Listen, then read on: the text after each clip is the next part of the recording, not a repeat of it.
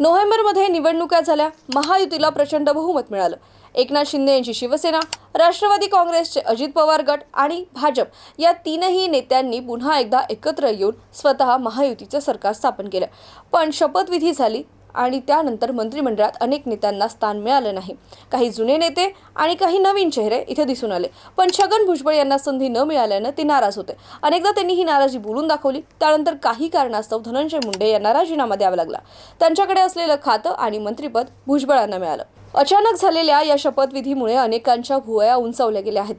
याच शपथविधीबाबत महाविकास आघाडीचे नेते, शिवसेना ठाकरे गटाचे खासदार संजय राऊत यांनी एक नवा दावा केलाय.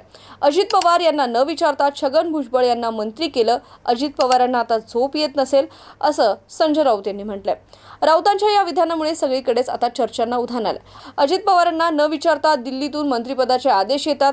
उद्या एकनाथ शिंदे यांच्या पक्षालाही असेच आदेश येतील असंही राऊत यांनी म्हटलंय. त्यांच्या या विधानानं आता राजकारणात सध्या चर्चा सुरू आहे. महायुतीमध्ये तीनही पक्ष काम करतात, पण चालती फक्त भाजपचीच आहे का, असा प्रश्न या निमित्तानं उपस्थित होतोय.